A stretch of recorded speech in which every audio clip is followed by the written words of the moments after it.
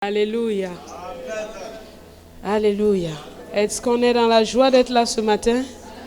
Alléluia. Moi, je suis dans une très grande joie d'être là ce matin et je bénis le Seigneur. Alléluia. Je voudrais saluer Dr Sam et son épouse. Non, c'est pas son épouse. Non, c'est pas elle. Dr Sam. Bienvenue. Et voilà, ça fait un peu longtemps. Merci Seigneur Jésus. Alléluia. Alors nous sommes à notre dernière semaine. C'est la dernière ligne droite pour le concert qui a lieu samedi prochain. Alors, mon exhortation va au GSR de la célébration. Comme je l'ai dit au premier culte, je le répète encore. Veillez sur vos âmes. Veillez sur vous-même. Veillez sur chaque chose, car vous êtes les vases que Dieu s'est choisis pour ce temps. Alors, veillez sur vous-même, afin d'être utile, prêt à toute bonne œuvre en ce jour-là. À tous les ouvriers, je demande de nous tenir tous ensemble dans la prière tout au long de cette semaine. Je vous demande de prendre chacun 15 minutes par jour où vous allez investir dans la prière pour ce temps.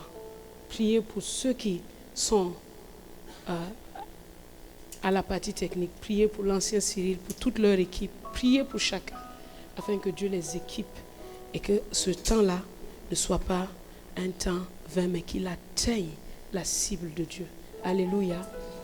Voilà, donc j'espère que nous avons tous nos tickets ou nos t-shirts. Rendez-vous samedi pour ce merveilleux concert gospel. Avant de partager la parole de Dieu, j'aimerais nous annoncer aussi quelques points importants. Nous avons appris tout au long de cette année l'activité spirituelle de la prière. Et nous avons vu que quand 2 ou 3 s'accordent pour demander une chose quelconque, elle leur sera accordée par le Père qui est dans les cieux. Et cela, nous l'avons vu. Nous avons vu que Jésus, après la résurrection, il a pris 40 jours où il a enseigné ses disciples. On dit qu'il a donné ses ordres par le Saint-Esprit. Et pendant 40 jours, il leur parlait de ce qui concerne le royaume. Alléluia. Et donc, nous allons mettre à part 40 jours de prière. 40 jours de prière dans lesquels nous allons laisser le Saint-Esprit nous disposer afin que le Saint-Esprit nous parle, nous donne des ordres et nous prépare et nous équipe pour l'année 2018. Alors ça commence le 10 novembre. Donc après le spectacle, on souffle un peu et on commence. À partir du 10 novembre jusqu'au 20 décembre, nous sommes entiers dans la prière. Le pasteur Doudou, qui n'est pas là, qui est à Stade, va préparer un canevas de prière pour que chacun nous puissions savoir dans quelle direction prier et comment prier tout au long de ces 40 jours. Il y a tellement de domaines dans nos vies. Mais Dieu est venu nous donner quoi? La plénitude de vie. Plénitude avec S. Alors tous ces domaines-là, nous allons nous disposer dans la prière. Et le Seigneur, il va venir nous donner ses ordres, nous indiquer ce qu'il convient de faire. Et nous serons équipés et prêts pour l'année 2018. Alléluia. Donc, est-ce que demande à ton voisin, as-tu ton partenaire de prière? Qu'est-ce qu'il a dit? Il a dit quoi? Il a dit non. L'autre a dit oui. Ceux qui ont dit non, veillez à avoir votre partenaire de prière. Car là où 2 ou 3 s'accordent, donc aie ton partenaire de prière. J'ai dit que pour les couples, c'est facile. Mais d'autres disent, c'est un match, mais il faut le gagner. 2 ou 3, tout le monde, 2 ou 3. Donc c'est un temps précieux. Tout le monde est invité, vivement encouragé, vivement exhorté à mettre ce temps-là à part. Alléluia. Et nous allons prier. Il y aura, l'organisation est telle. Tous les mercredis et tous les samedis, nous aurons prière ici. Mercredi à 18h30, à 20h30 et samedi de 14h à 15h, nous aurons prière ici. Ou de 13h à 15h, je ne sais pas. Nous aurons prière ici. Mais le mardi, nous aurons prière dans les cellules de proximité. Donc, il y a une cellule de proximité à côté de chez toi. C'est là où tu dois te rendre le mardi. Et ensemble, nous allons prier. Mais le lundi, le jeudi et le vendredi sont des jours où nous allons prier ensemble par PSP. Donc, les PSP doivent se retrouver. Est-ce qu'on s'entend? Il faut être ensemble. Ne me dites pas que vous allez prier via Skype. Comprenez? Il faut que vous soyez ensemble. Soyez ensemble dans un même lieu. Les gens qui sont venus me poser des questions que si on est dispersé, j'ai dit vous êtes grands, vous êtes intelligents, vous travaillez, vous résolvez des problèmes complexes dans vos boulots. Ce problème-là, vous pouvez le résoudre. Alléluia. Donc résolvez-le et trouvez le moyen d'être ensemble. Et chaque jour, nous allons avoir 45 minutes de prière ensemble. Nous, ici, nous allons conduire la prière et ça sera diffusé via un lien YouTube qui vous sera communiqué, que vous pourrez cliquer. Ce n'est pas public, donc tu peux le chercher sur YouTube. En vain, tu ne vas pas trouver TPV. Mais il y a un lien secret, privé, qu'on va te donner, on va vous donner.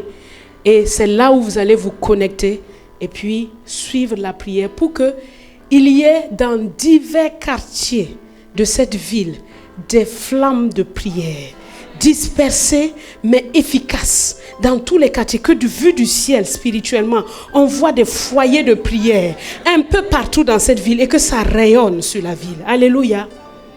Donc, prenons ça à cœur. Les services continuent, nous aurons toujours l'intercession, nous aurons toujours les répétitions de la célébration, tous les services continuent, mais les autres extras, tout ce qui est extra, comme la semaine des femmes sera reportée, comme la journée des étudiants qui étaient à l'intérieur sera reportée, tout ce qui est extra sera enlevé pour que nous soyons focalisés. Alléluia. Ne manque pas ça. Ne laisse personne venir te perturber dans ça. Venir te détourner. Non, c'est un temps spécial. Et je sais que la grâce de Dieu, elle est disponible pour nous, qui mettons ce temps à part, et Dieu récompense ceux qui le cherchent. Alléluia. Donc, notez-le, du 10 novembre au 20 décembre, 40 jours de prière. Du 10 novembre au 20 décembre, 40 jours de prière. Ensuite, le 21 décembre, dès que nous avons fini la prière, nous rentrons dans notre semaine des femmes. Cette année, nous aurons aussi notre semaine. Ça va commencer à partir du jeudi, vendredi, samedi et dimanche. Donc, la semaine des femmes commence le 21 décembre. Ce sera des temps spéciaux de prière. Nous allons avoir des courtes exhortations et des temps de prière. Des paroles et des temps de prière pour toutes les femmes. Toutes les femmes, nous sommes invitées à ce temps-là si précieux. Et le 25 décembre, nous aurons la journée de compassion. La journée de compassion, qu'est-ce que c'est? 25 décembre, c'est Noël. Non, ce sera le 24, mais, parce que 25, c'est le lundi, mais nous le ferons le 24 mai pour la célébration de Noël. Nous n'allons pas fêter Noël comme font les païens. Eux, ils se distribuent des chocolats et ils mangent des bûches et disent que c'est Noël. C'est bien beau, mais Jésus est venu afin que les pauvres entendent une bonne nouvelle. Nous n'allons pas seulement, on peut faire des bûches dans nos maisons, mais soyons sûrs que nous avons saisi l'occasion de Noël pour partager l'évangile aux pauvres. Alors nous allons en tant qu'Église nous unir comme un seul homme pour faire cette journée de compassion afin que le cœur de papa qui est dans le ciel se réjouisse. Si le cœur de papa est content, vous imaginez les choses qu'il va déverser sur nous. Quand le cœur de papa est content, on n'a même pas besoin de demander quelque chose. Et papa est content à chaque fois qu'une âme se répand. Papa est content à chaque fois que quelqu'un entre dans la bergerie. Alors nous allons mettre ce temps-là à part. Le 24 décembre, ça sera une journée de compassion.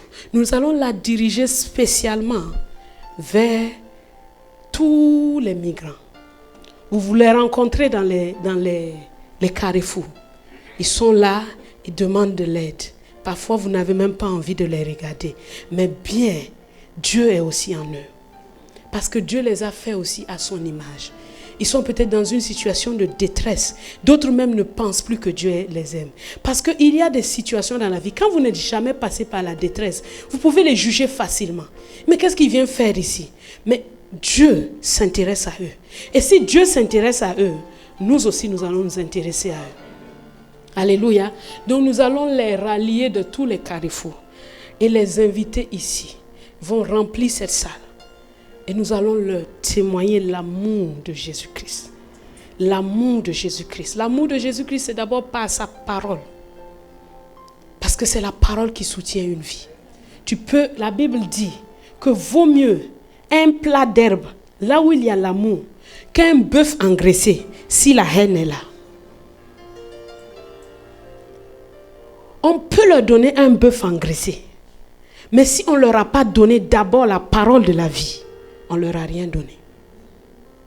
Donc nous allons leur prêcher l'évangile. Et nous allons leur témoigner l'amour de Dieu. En leur montrant que c'est Noël. Et pour nous, Noël, c'est partager. C'est aller dire à quelqu'un, Jésus est venu aussi pour toi. Il ne t'a pas rejeté. Dieu t'a tellement aimé qu'il a donné Jésus pour toi. Dieu t'a tellement aimé qu'il n'a pas gardé Jésus dans le ciel. Et donc, ce sera un temps de compassion pour toutes ces personnes. Et donc, nous allons tous y participer. Nous allons leur faire des paquets, nous allons leur faire à manger. Et après, quand on ait prêché l'évangile et partagé le repas, ils doivent repartir avec quelque chose dans leurs mains qui va les aider. Est-ce qu'on est d'accord? Est-ce qu'on est d'accord? Si on est d'accord, on lève la main. Amen. Merci Seigneur. Donc, tous ensemble, nous allons faire cela le 24 dimanche 24 décembre, voilà. Et quand le décembre est fini, le 31, nous aurons le réveillon. Amen. Amen.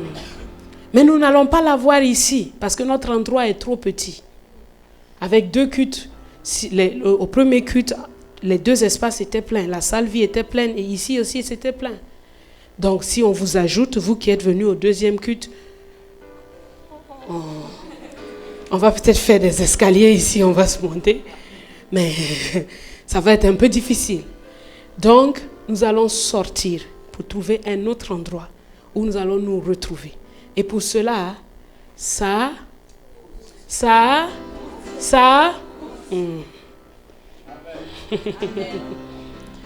Mais l'or et l'argent appartient à qui?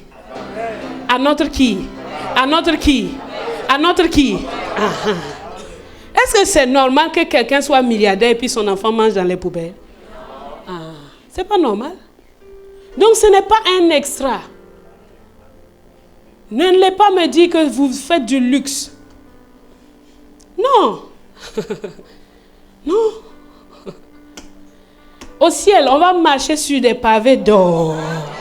Donc lorsque tu as gardé chez toi, tu ne veux pas venir emmener dans la maison du trésor là. Ça va être notre tapis. Tu as intérêt à emmener ça ici. Comme ça, Dieu va prendre, dès que tu déposes ça, la substance part au ciel. Et il y a quelque chose qui s'est déposé au ciel pour toi. Donc, nous allons sortir parce que le réveillon, c'est aussi une bonne occasion de quoi? D'évangéliser. C'est aussi une bonne occasion de témoigner de l'amour de Jésus. Donc, parce que tu as ton voisin là qui est déprimé le 31. Il sait même pas, il s'est dit, l'année est encore finie, je n'ai rien fait. Il te voit, tu es jubilant de joie, il ne comprend pas. Tu lui dis, viens et vois, viens et vois. Et tu l'emmènes avec toi. S'il n'a pas l'argent, paye les 200 là. C'est un investissement, c'est les 100 dirhams. Bon, c'est 100 dirhams. C'est un investissement hein, qui peut te valoir une couronne au ciel. Donc, c'est rien du tout. Et tu l'emmènes avec toi. Parce que nous avons prévu 900 places. Nous sommes 600, mais nous avons prévu 900 places. Pour que chacun amène un ami. Amen. Donc, prépare-toi. Et en attendant, nous sommes dans la prière. Nous savons que Dieu nous a établis ici comme la lumière et comme le sel. Nous ne voulons pas manquer notre mandat. Il ne faut pas que Dieu doive attendre une autre génération pour faire ce qu'il a envie de faire. Dis avec moi, je veux que ça soit avec moi. Maintenant. Alléluia. Voilà. Donc pour les 40 jours de prière, tous ceux qui sont ouvriers, vous avez déjà reçu la nouvelle, vous avez commencé à vous inscrire, mais ceux qui ne sont pas encore ouvriers, et je me demande pourquoi ils ne sont pas encore ouvriers, ils font les cours. Ils sont combien? Ils sont 200. S'ils sont 200, donc ils tous font les cours. Mais s'ils ne sont pas 200, il y a 200 qui sont assis là et qui ne font pas les cours, mais je ne sais pas pourquoi.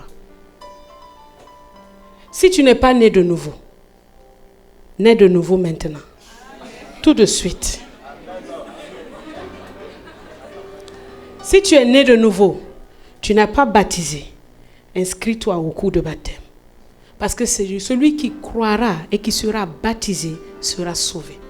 Maintenant, s'il y a des choses dans ta vie qui sont difficiles à régler, tu vas voir quelqu'un et en étant disposé à les régler. Il faut que tu sois disposé à les régler. Il ne faut pas aller voir pour dire comprenez-moi. On ne peut pas comprendre. Tu comprends? On ne peut pas comprendre. La parole de Dieu, elle est droite.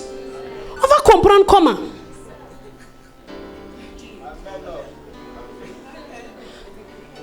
Je dis ça vraiment avec toute la douceur de mon cœur.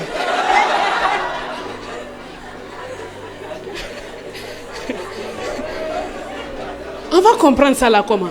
On ne peut pas comprendre la droiture. Il faut être droit dans la vie. Oui ou non?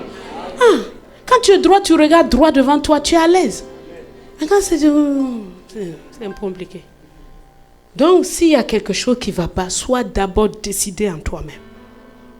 Dis, il faut que ça change, il faut que ça change, il faut que ça change. Et je suis prêt à payer le prix. Et tu vas voir un responsable, il va t'accompagner dans les mesures, dans les conseils. Et même si tu dois en souffrir, n'aie pas peur de cela. Parce que Christ a souffert pour nous. S'il fallait qu'il compte sa souffrance, il ne serait jamais venu. Mais il est venu, il a payé le prix. Ton prix là est trop petit. C'est trop petit. Donc paye le prix, arrange ça et viens servir avec nous. Alléluia. Parce que qui dit Seigneur, dit serviteur. Si tu dis Seigneur Jésus, lui il entend en même temps, je suis la servante du Seigneur. Donc quand il te dit quelque chose, alléluia. Donc tous ceux qui ne sont pas encore ouvriers, mais qui vont le devenir, mais en attendant, il faut aussi que vous participiez à ces 40 jours. Donc inscrivez-vous à la table de publication et nous allons vous connecter à MPSP pour que vous puissiez suivre aussi les diffusions. Alléluia. Voilà, donc le réveillon sera ailleurs, par la grâce de Dieu. Et la participation est fixée à 100 dirhams. Ce n'est pas beaucoup. 100 dirhams. 100 dirhams. Nous allons faire les tickets bientôt et vous les aurez. 100 dirhams. Ne perdez pas vos tickets. Parce que ce jour-là, ça ne sera pas un gars de notre accueil qui sera devant. Ça sera un gars qui te connaît ni d'Adam ni d'Ève. Tu as beau sourire. Il ne va pas te laisser entrer. Même moi, je veux venir avec mon ticket. Donc, il faut que toi aussi tu aies ton ticket. Si tu n'as pas ton ticket, le gardien, parce que ce sera des gardiens qui sont affectés à la salle, il ne va pas te laisser entrer. Parce que c'est la nuit. Donc, ils veillent à la sécurité. Ils veulent savoir qui arrive là-bas. Alléluia. Voilà. Que Dieu nous bénisse. Maintenant, nous allons passer à la parole du Seigneur. Père, merci pour ta parole. Elle nous fait du bien chaque jour et nous sommes prêts à la recevoir ce matin. Merci. Que ton nom soit béni au nom de Jésus. Amen. Acte chapitre 10.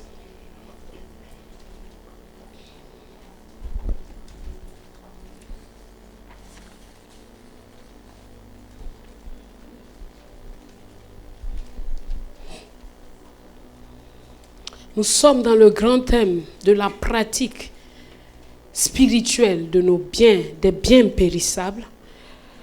Et ce matin, nous allons partager sur ce texte de Actes chapitre 10.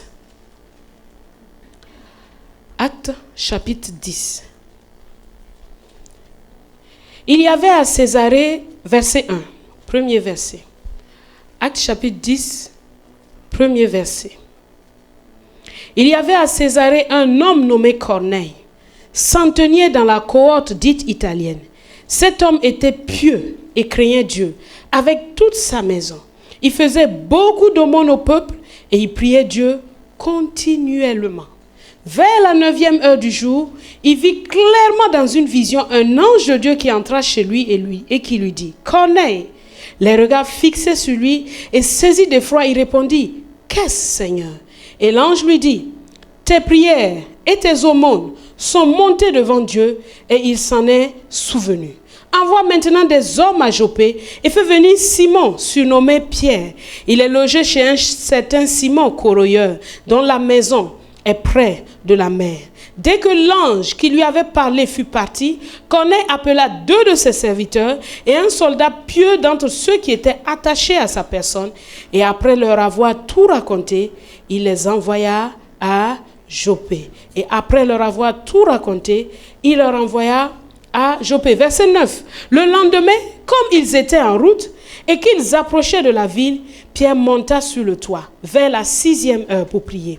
Il eut faim et il voulut manger. Pendant qu'on lui préparait à manger, il tomba en extase et il vit le ciel ouvert et une nappe semblable à une grande nappe attachée par les 4 coins qui descendait et s'abaissait vers la terre et où se trouvaient tous les quadrupèdes et les reptiles de la terre et les oiseaux du ciel.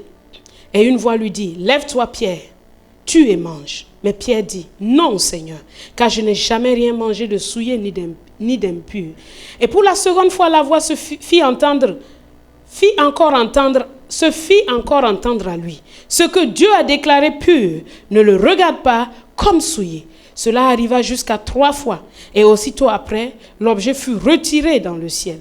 Tandis que Pierre ne savait en lui-même que penser du sens de la vision qu'il avait eue. Voici les hommes envoyés par Corneille, s'étant informés de la maison de Simon, se présentèrent à la porte et ils demandèrent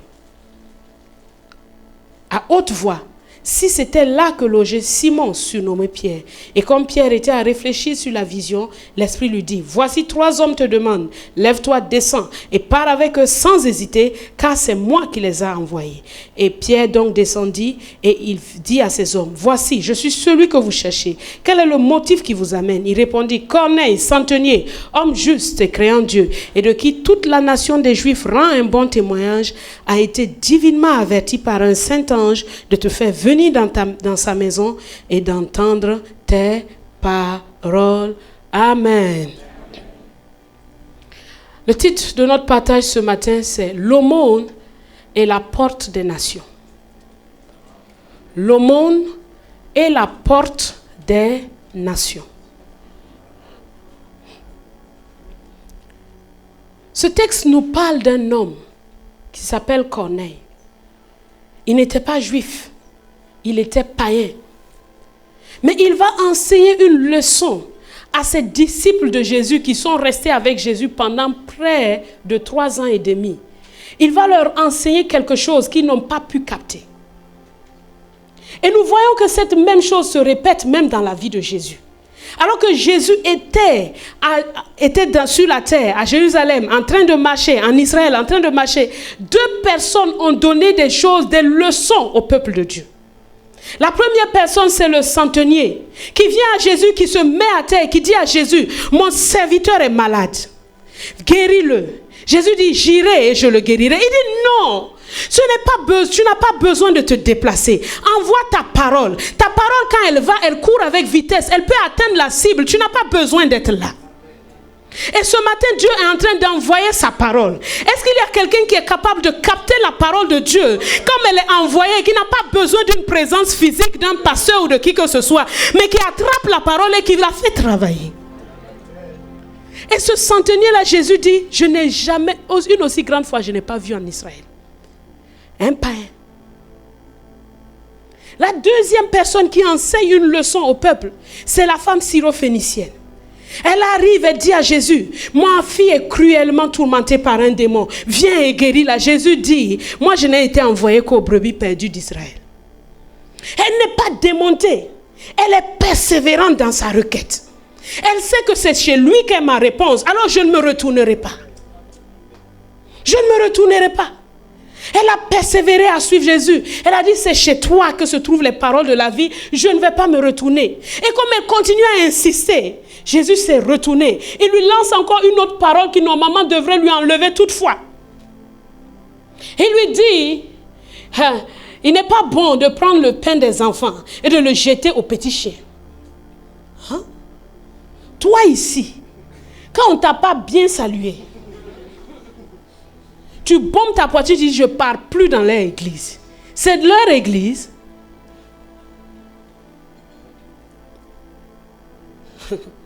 Si Jésus t'avait donné une réponse comme ça, tu serais allé écrire dans des journaux que ce gars-là, c'est un faux type. Mais le problème, c'est que ta fille, elle va mourir. Mais elle dit, oh Seigneur, même si je suis un petit chien, qu'importe, mais les petits chiens dans une maison ont droit aux miettes. Il n'y a pas un petit chien dans une maison qu'on ne nourrit pas de la nourriture de la maison. Bon, maintenant, les gens ont fabriqué nourriture pour chiens. Des croquettes. Bon, ça c'est eux. Mais les chiens participent quand même aux petites miettes qui tombent. Cela nous montre que la guérison est le pain de la maison de Dieu. La guérison, c'est notre pain quotidien.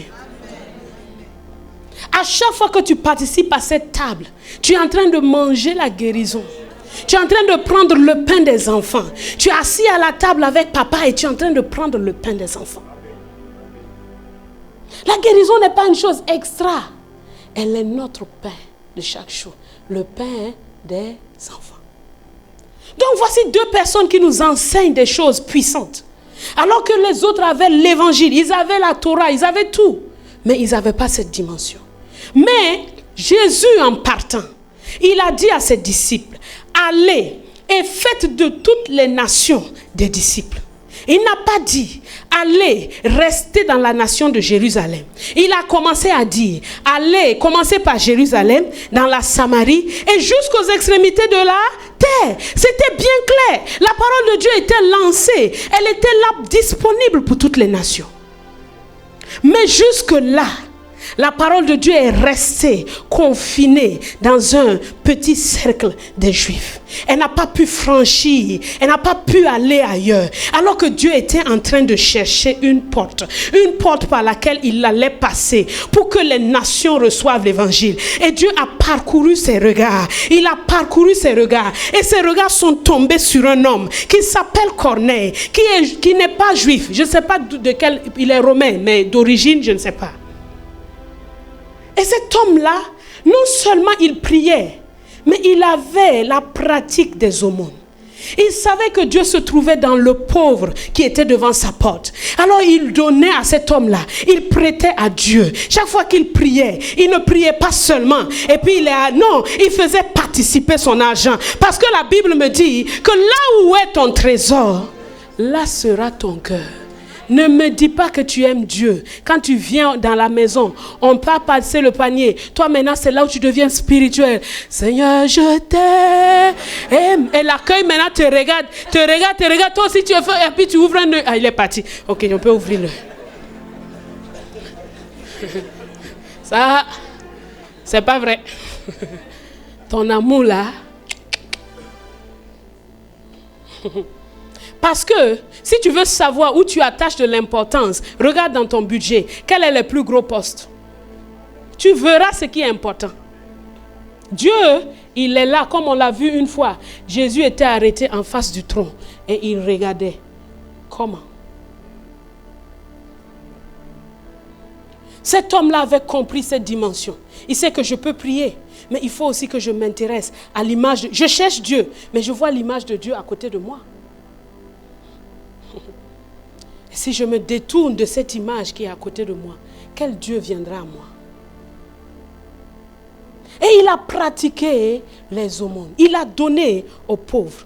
Il a donné aux nécessiteux. Il a donné à ceux qui en manquaient. Et il a continué à faire ça. Il a continué à faire ça. Et quelque chose s'est passé dans sa vie. Alors Corneille est venu ce matin pour nous enseigner une chose importante. Il est venu nous enseigner que la porte des nations s'ouvre par la pratique spirituelle de la prière et par la pratique spirituelle des aumônes.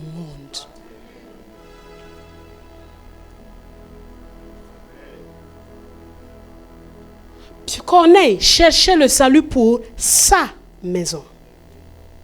Dieu cherchait une porte pour les nations. Nous en faisons partie.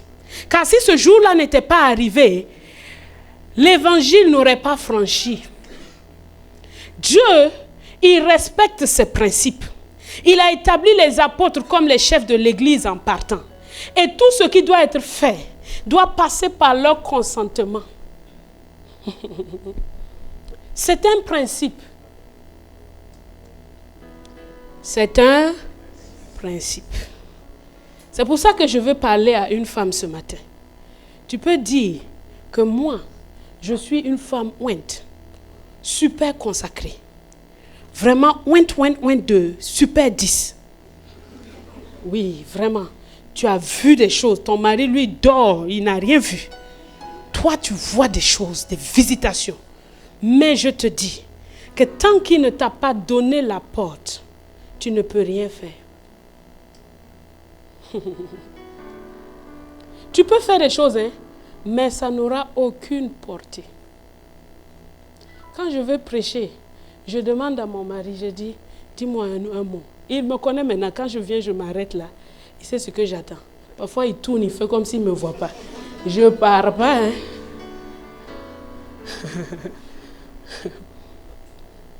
Parce qu'un mot suffit. Mais si je vais en rébellion, je m'en fous, Dieu m'a appelé. Tu vois, non? Il m'a appelé. Toi là, tu es qui? Je m'en fous, je m'en vais. Je fais ce que je veux. Et l'onction, quand l'onction va couler là même, quoi, tu vas voir toi-même que toi-même tu n'es rien. Je te dis, hein, le Saint-Esprit qui est en toi là ne fera rien. Rien. Te laissera sec aussi longtemps que tu ne t'humilies pas. Parce que Dieu est un Dieu d'ordre. Quand il a établi une autorité, il faut passer par elle. Si tu tu peux aller, mais ça ne marchera pas. C'est pour ça que Paul, à un moment donné, il a dit, attends. Quand j'ai été converti, je n'ai consulté ni la chair ni le sang. Je suis allé prêcher partout. Mais pour que je ne travaille pas en vain, je dois retourner, aller leur présenter l'évangile que je prêche. Quand j'ai leur accord, là maintenant mon travail est consolidé. Amen. Si tu es dans l'église, tu as une idée parce que tu es un responsable. Si tu n'as pas l'accord de ton responsable, qui a l'accord de l'autre et enfin du pasteur, tout ce que tu fais, ça peut commencer, hein, mais c'est une loi spirituelle. Ça va se flotter comme ça et disparaître. Bon, excusez-moi, ça veut dire ça va... ça va juste...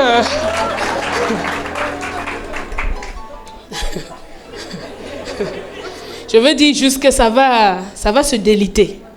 Voilà. Non, je reviens en bon français. Ça va se déliter tout doucement et ça va finir par disparaître. Tu dois comprendre ça. Jeune fille, aussi longtemps que tu es sous la tutelle de ton père, tu dépends de lui.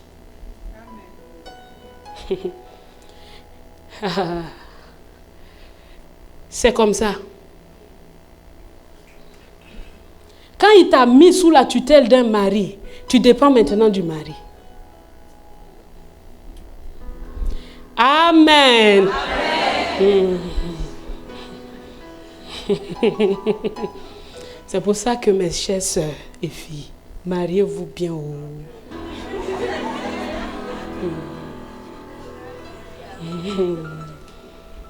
D'accord.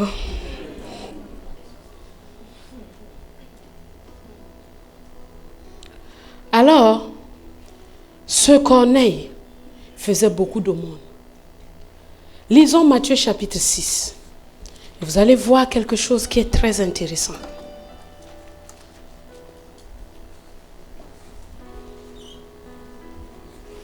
Matthieu 6, 19 à 23. 23, oui.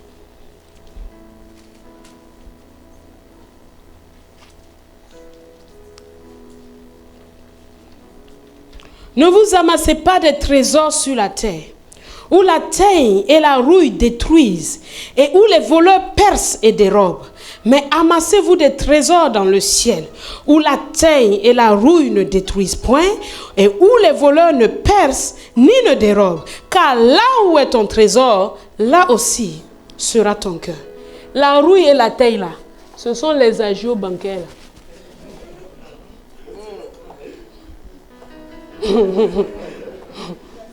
C'est eux.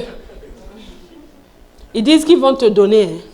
Mais quand tu prends le relevé, là, ils ont chaque fois 1 dirham ici, 5 dirhams ici, 3 ici, 10 ici.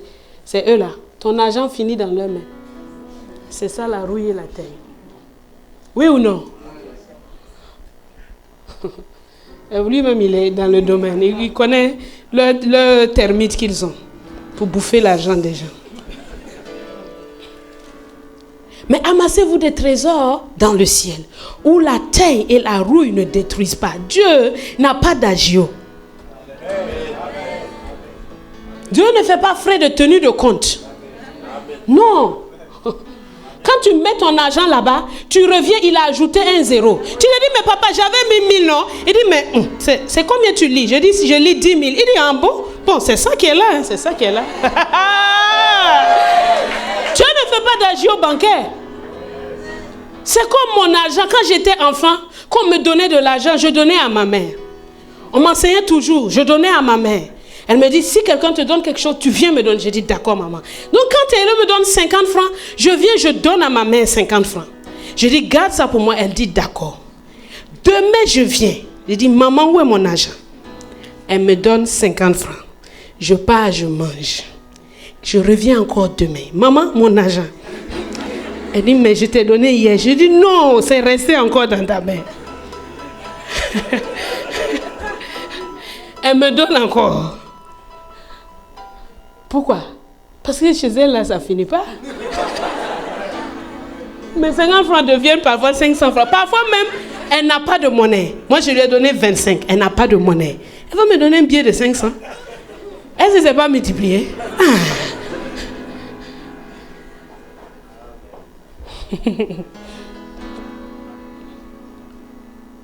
Verset 22. L'œil est la lampe du corps. Si ton œil est en bon état, tout ton corps sera éclairé. Mais si ton œil est en mauvais état, tout ton corps sera dans les ténèbres. Si donc la lumière qui est en toi est ténèbres, combien seront grandes ces ténèbres? Et rappelez-vous l'histoire de Corneille. Corneille faisait prier beaucoup et il faisait beaucoup d'aumônes. Et un jour, il a eu quoi? Il a eu quoi? Il a eu quoi? Il a eu quoi? L'œil, c'est quoi? L'œil sert à quoi? L'œil sert à quoi? Et c'est collé, hein? C'est pas écrit au même moment, hein? Mais la parole de Dieu, elle est unique. Quand Jésus enseignait, il parle de l'argent, en même temps, il parle de la vision. Est-ce que quelqu'un m'entend? Y a-t-il des ténèbres dans ta vie? Y a-t-il des endroits que tu n'arrives pas à éclairer? Des endroits d'obscurité qui ne sont jamais éclairés? La Bible me dit de te demander, où est-ce que tu as placé ton trésor? Où est-ce que tu as placé ton trésor? Parce que là où tu places ton trésor, là est ton cœur. Et les yeux de ton cœur se trouvent là-bas. Si tu les as placés au bon endroit, ton être entier sera éclairé. Si tu les as placés au mauvais endroit, ton être entier sera dans les ténèbres. Est-ce que quelqu'un m'entend? C'est une révélation puissante. Si ta vision dépend de la pratique que tu as de ton argent. Waouh! Moi, quand j'ai découvert ça, j'ai dit waouh! Donc, je peux avoir des visions célestes. Dieu peut m'ouvrir des visions célestes à partir non seulement de ma prière, parce que quand je prie, je vois des visions, n'est-ce pas? Quand vous priez, vous avez des visions, n'est-ce pas? Quand vous donnez aussi, il y a des visions célestes.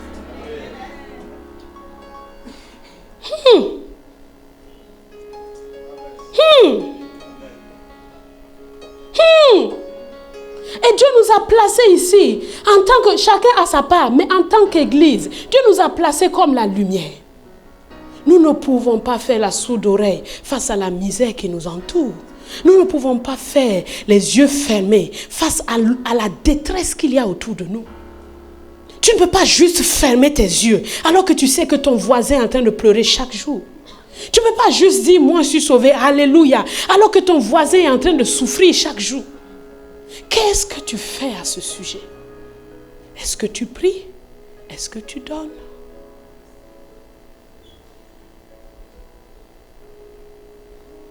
Nous n'allons pas rester les yeux fermés face à la détresse de tous ces migrants.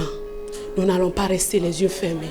Nous savons qu'il y a des escrocs dedans, oui, mais Jésus est venu pour les gens de mauvaise vie.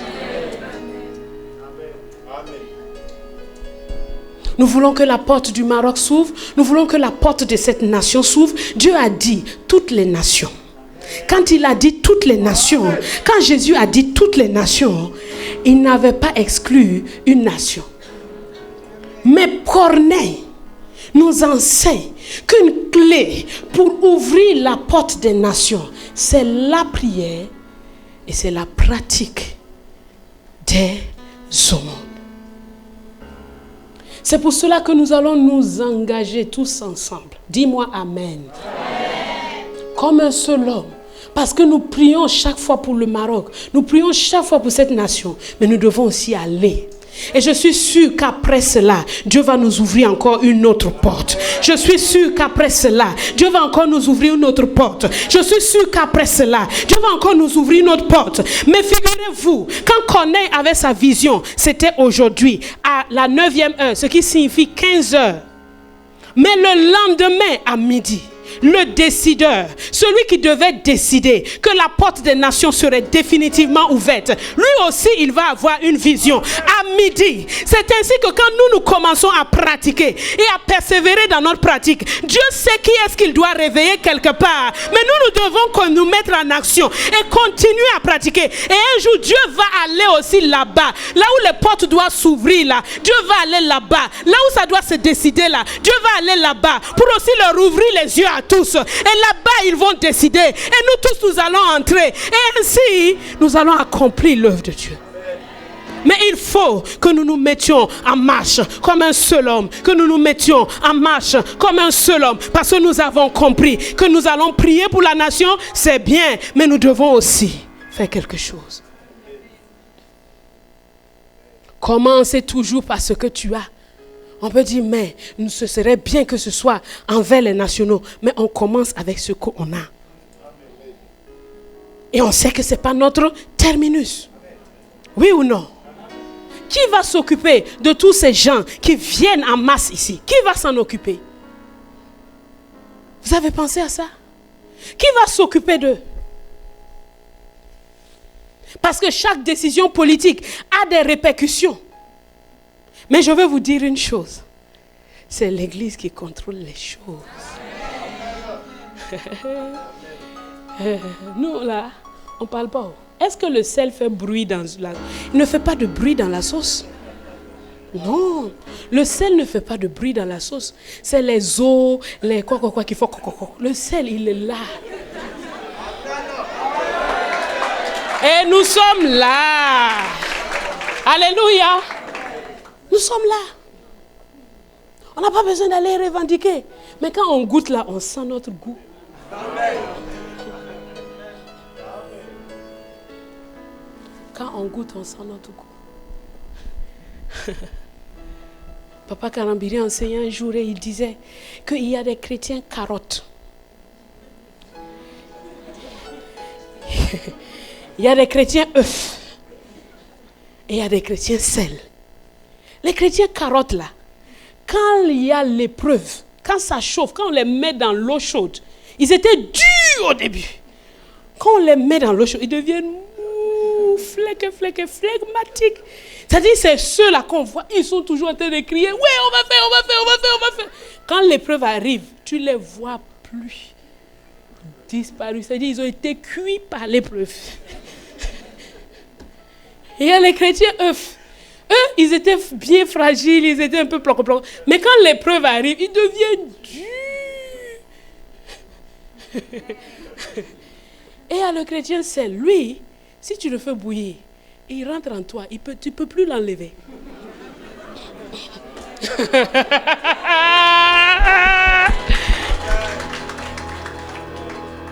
Et c'est ça notre mission ici. Nous ne sommes pas là pour faire juste des réunions, nous réjouir ensemble, tout simplement. Non, nous avons un mandat. Combien de personnes sont venues dans cette nation, de leur pays, soi-disant évangélique, et c'est ici qu'ils rencontrent Dieu. C'est la sagesse de Dieu. Et nous devons faire toujours un pas de plus, un pas de plus, un pas de plus. Alléluia.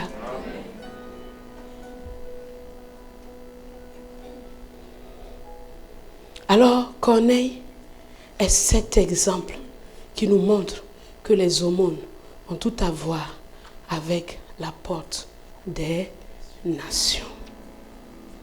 C'est à partir de Corneille et de cette vision qui est venue chez Pierre que Pierre a accepté.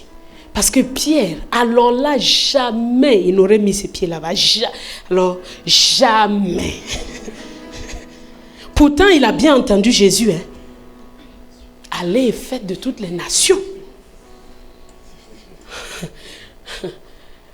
Commencez par la Jérusalem, la Samarie, jusqu'aux extrémités de la terre. Il était bien là. Mais lui, il a juste entendu ce qui lui convient. Parce que la tradition, c'est quelque chose de difficile à briser.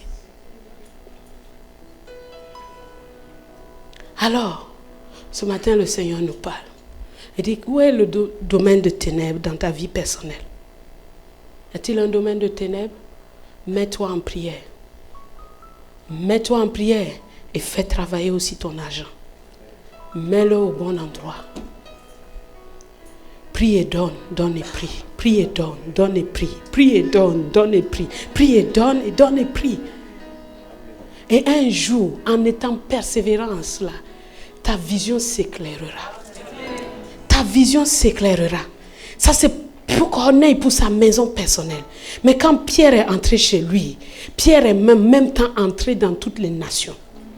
Parce qu'à partir de ce moment-là, Pierre, en retournant à Jérusalem, tous les 11 étaient courroucés. Ils le regardaient avec... On a entendu que tu es entré chez les païens, alors explique qu'est-ce qui s'est passé. Et il fallait un décret divin pour que ces gens-là fléchissent le genou. Ils n'allaient pas juste dire, Pierre, bon, comme tu es notre grand frère, quand même c'est toi qui as marché sur l'eau et nous tous on était des peureux. Ils s'en foutent de tout ça. Il fallait qu'il y ait un décret divin, quelque chose qui est annoncé, qui est clair, qui montrait que c'est Dieu et pas un homme qui a décidé cela. Et quand ils ont vu ça, parce qu'ils n'étaient toujours pas convaincus, même Pierre leur a raconté la vision, ils ont dit, est-ce que tu es sûr que c'est l'interprétation? Mais quand ils ont vu que le Saint-Esprit est descendu sur ces gens, de la même manière qu'il est descendu sur les gens à la Pentecôte, alors ils ont abdiqué, ils ont dit, c'est comme ça que Dieu va faire ici. Il va faire abdiquer des lois pour que l'évangile arrive. Il va faire abdiquer des lois.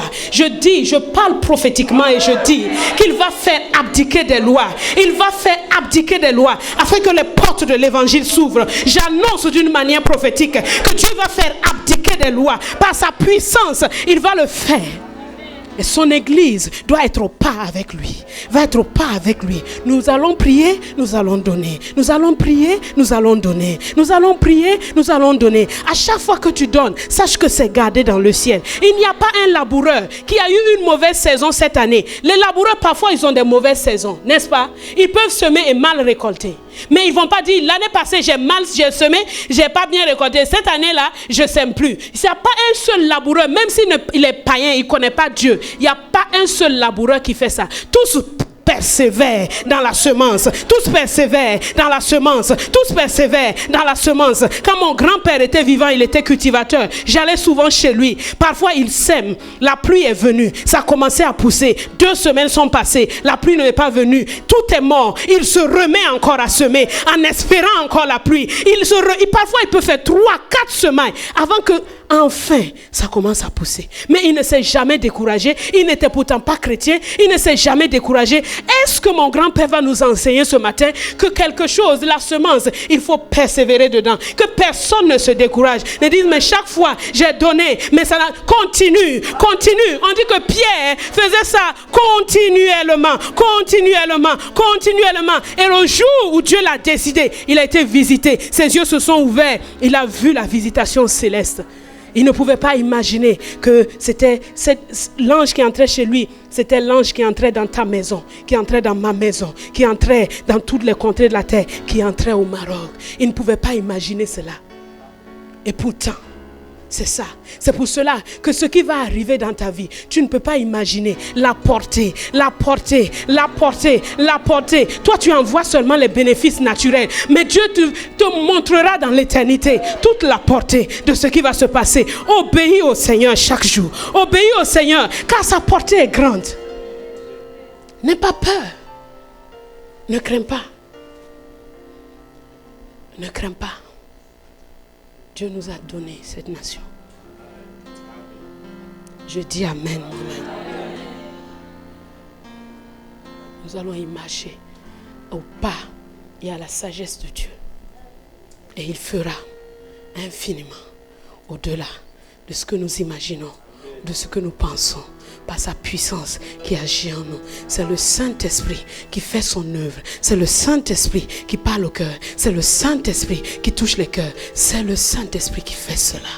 Est-ce que quelqu'un est prêt à se lever avec moi pour dire, je veux faire partie de cette église qui donne, qui prie et qui donne. Je veux faire partie de cette église qui prie et qui donne continuellement, jusqu'à ce que des visions célestes nous parviennent, jusqu'à ce que des visions soient données à ceux qui ont le pouvoir de décider des choses. Commence maintenant à parler au Seigneur. Dis au Seigneur combien que tu as compris sa parole, que tu as reçu sa parole et que tu veux en faire partie.